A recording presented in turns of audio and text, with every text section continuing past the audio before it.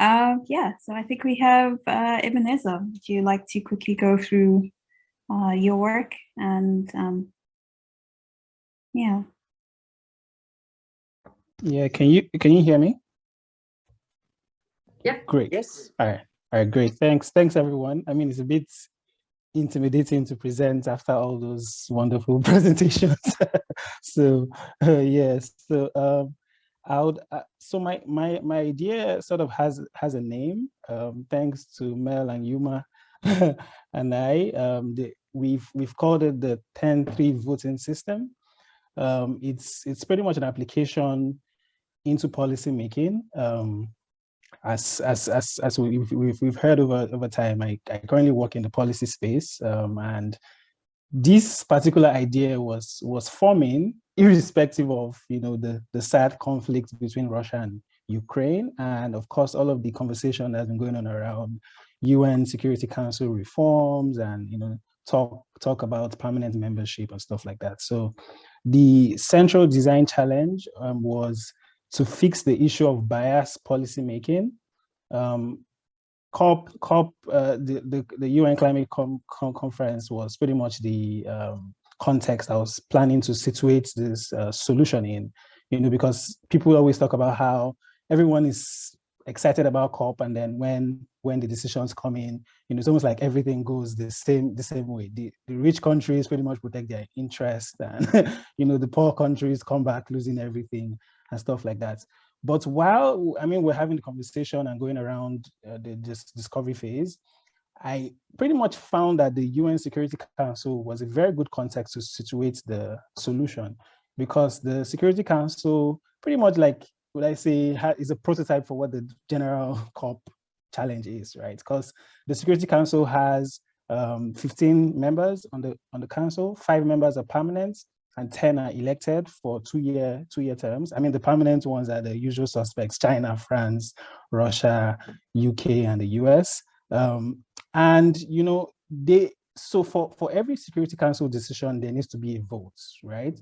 And for a vote to be carried, or for a resolution to be agreed on, there needs to be 9 yes votes out of the 15 members. Now, but from those 9 yes votes, if a permanent member isn't okay with any of the decisions that's being carried out, he or she could use something called a veto, which was what Russia used recently when the Security Council was trying to vote to condemn their action. And if that person uses the veto, or if that country rather uses the veto, the entire resolution, even if you get more than 9 yes votes, everything just comes crashing down. And so people had spoken a lot about how this particular voting style can pretty much be amended. And so so for the discovery phase, of course I had a lot of organisms. We had the wild cress, a plant. We had just a whole lot. But we pretty much decided to narrow down on the African wild dogs, because they pretty much just had a perfect, it's almost like they were made for the Security Council. They had a perfect voting system, that seems very easy looking from the outside, but it's really just genius, right? So so just like the Security Council, the dominant directed, they have maybe like an alpha male or an alpha female who pretty much directs caregiving for the pups and where they should go and stuff like that. But when it comes to moving out to hunt, they pretty much use the voting style that is very, very unique. So for a dominant dog, so if a dominant dog wants the pack to move out and again go hunting, if the dog sneezes once and then you get another like 3 other dogs sneeze along with him during their high-powered social rallies, then the pack decides to move. So 3 is like the minimum for a dominant dog. I'm sure you think of this as, okay, this is like the Security Council, right? You have the dominant countries making all of the decisions. But the good thing is, with the African wild dogs, you can also have a less dominant dog also decide or raise a vote or raise a resolution, if you want to call that, and say, guys, I think we should move and go hunting, right? And even if the dominant dogs do not agree with the less dominant dog, if the less dominant dog is able to raise at least 10 sneezes, right, it's able to make the pack move. So you have something that is more attuned to the will of the group, much more than even the dominance or less dominance of the individual. So I guess the question was, how do we then apply this to the UN Security Council? But before then, I added this slide yesterday. I think Yuma, Melissa, and I had an interesting conversation. I think this is like an existential biomimicry question on if it's easy or if it's okay to mimic creatures that are species that are endangered, because the African wild dog is endangered. And I pretty much went in to do some more digging to find out this, and I discovered that so we can mimic the voting system, because the reason why the wild dog is endangered has nothing to do with its feeding patterns, right? So the voting system is what is used to agree on its feeding. So should we go out to eat? When should we go out to eat? Should we go now? Should we not go now? But the reason why they are endangered is because of climate change, human-wildlife conflicts. Poaching has increased on the African continent with very weak laws. There's been a rise in infectious diseases as well, like canine distemper, rabies, and stuff like that. So I just kind of like say, okay, this is like kind of like defense, because Melissa said it's good to have this, just in case someone asks if it's okay to learn from something that is dying away, and I just thought this is a good defense to it. So let me just quickly wrap up. So here, just trying to mimic, first of all, drawing parallels, just seeing that the Security Council, again, mix of dominant and less dominant countries, wild dogs, mix of dominant and less dominant dogs. You have decisions made through a vote. The wild dogs make a decision through a sneeze vote. And then you have the Security Council making decisions only directed by the dominant countries, but then the wild dogs have their decisions being made by the will of the group. So it's a quorum kind of like style compared to the veto style that the UN uses. Yeah, just running through this, this is like the principle behind it. You identify the initiator of the vote. Even if he's a less dominant dog, as far as he's able to get a certain number of votes, the decision is carried.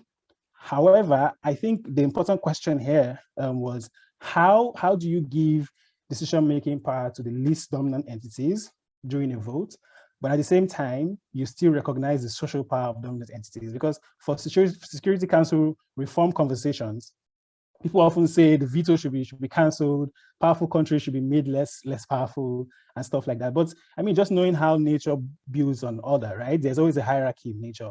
So it's okay to still understand that there will always be powerful countries. There'll always be the P5. There'll still be China, there'll be Russia, there'll be US, there'll be UK, right?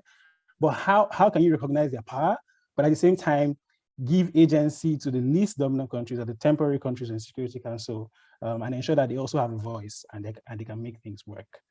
So yeah, so that's the application to the Security Council. So the first idea, of course, which is the popular idea, is to first abolish veto power, because I feel like that's a strong hindrance to any decision that we made, because any of the P5 countries could just feel bad about a decision and just cancel it before it gets out there. So I think that's the first thing. The second thing is, while taking away that veto power, we should also come up with a quorum system, just like the wild dogs.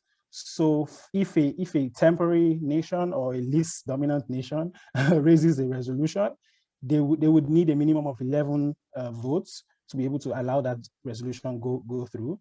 And if a permanent nation or a dominant nation raises a vote, they would need seven votes. So pretty much just like the wild dog. So you have 10 for least dominant dogs, and then you have 3 for dominant dogs.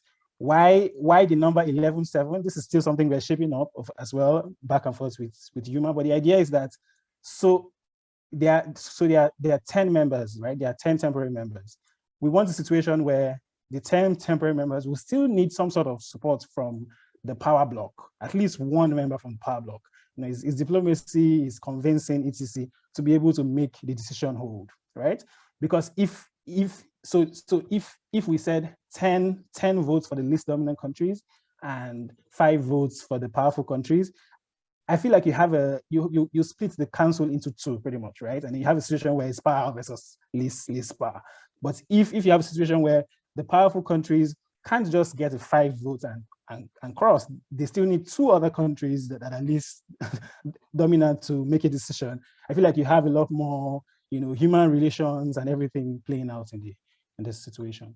So yeah, so that's the general idea. And just like the African wild dogs, quorum isn't reached at one voting session, right? So there was one of the slides that talks about quorum being reached at sometimes after 3 to 5 sessions. So it's possible that you know, an issue could be raised, and in the council there's no quorum after the first 3, 4, 5 sessions. But the idea is to repeat it multiple times, because I'm not sure what the principle was for the wild dogs, but the idea is that between the 3rd and 5th time, there's usually a quorum being reached. So it's okay to repeat that. But however, I put a disclaimer there that for urgent issues, quorum should be sought within a single meeting. So some kind of repetitive voting after some resting period. Yeah, that's pretty much it, guys. Thanks. The next steps would pretty much be to quickly do like an explanatory blog to put this out there and make sure that some people get to talk more about it. Then a second next step, better a more professional next step would be to write a policy brief. So I'd been able to get the contact of the advisory group to the Security Council at the UN, right? And they're open to collect papers and research documents and stuff like that.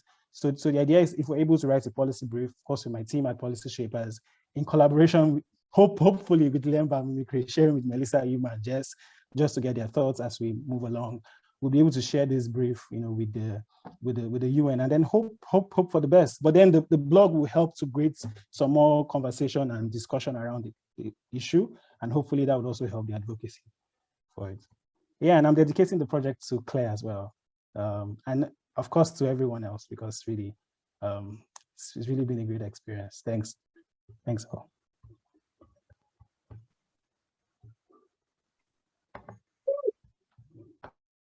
Incredible. Wow. Jeez. Yeah, Jess, now you can see what happened. Yo, I step away for 5 minutes, you know. Jeez. Yeah. Okay, well, I'm off to have another kid. See you guys in a few months. Wow, congratulations. These are phenomenal. Ebenezar, I was thinking that you need to get some of the representatives from those big superpower countries to go on Michelle's workshops, so that they can just attain a little bit more humility and connection, and then we'll put them back in the hot seat. And yeah, true. Incredible. Very great. Thank you so much. Well done, Ebenezar. Like with everyone else, we really enjoyed going through your work, and thank you for the kind words as well. You know, that was really nice seeing that at the end, and we really appreciate it. It was really great taking all of you on this journey.